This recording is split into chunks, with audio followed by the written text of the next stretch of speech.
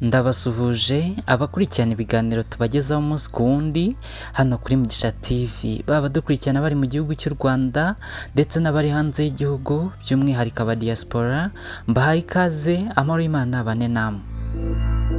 Paul Rutikanga wamenyekanye kuri Televiziyo Rwanda ubwo yari umunyamakuru uvuga amakuru mu Kinyarwanda n'umugore we bari mu byishimo byo kwibaruka umwana wabo w'imfura.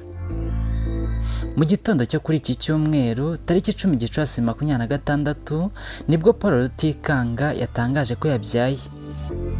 Ati ryari ijoro rirerire, amasengesho atabarika, uwera nakunze yambyariye. Paul Rutikanga yasezeranye n'umukunzi we Wera Caroline mu birori byabaye ku itariki 29 Kanama 2025. Kuri ubu Rutikanga ni umuyobozi ushinzwe imikoranire n'abafatanyabikorwa muri RBA, akaba yaramenyekanye cyane kuri televiziyo y'igihugu asoma amakuru mu Kinyarwanda cyane cyane ya nimugoroba.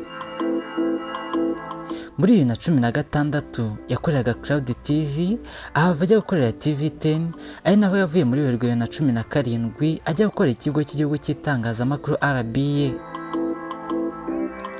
Mu magambo anyujije kuri Instagram account ye yagize ati "One long night, countless prayers and a lifetime blessings from God, uwera nakunze yambyariye." Uwera Caroline rero umugore wa Paul Rutikanga twamubwira tuti asubire n'amahwa kandi imigisha iturutse ku Mana igikomeza kubana ibihe byose.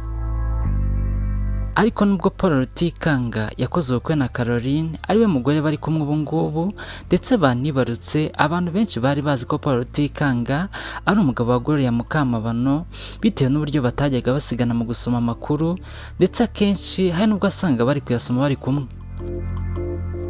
Umunyamakuru Paul Rutikanga ndetse na Gloria Mukamabano bakunze kugaragara basoma amakuru kuri Televiziyo Rwanda bari kumwe. Hari abantu benshi bakundaga kureba amakuru kuri Televiziyo Rwanda, bikaba akarusho iyo yabaga yasomwe n'aba banyamakuru bombi bari kumwe. Kubera ukuntu bari bamaze kumenyana, bakunze no kugaragara bifotozanyije.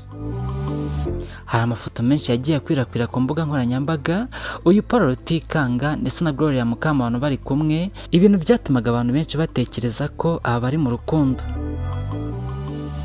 Ariko ntabwo ariko byari bimeze. Gloria Mukamabano yari afite umugabo we ndetse n'abana, ariko ubu ngubu akaba yarasezeye muri RBA ndetse akaba yanerekeje muri Canada, aho ariko ubu ngubu we n'umugabo we n'abana be. Mushimire kandi subscribe kuri Mugisha TV, nawe utarayikora gikwiye kugira ngo tujye tubana umunsi kundi mu biganiro tubagezaho. Ndabashimiye, amahoro y'Imana akomeze kubana namwe.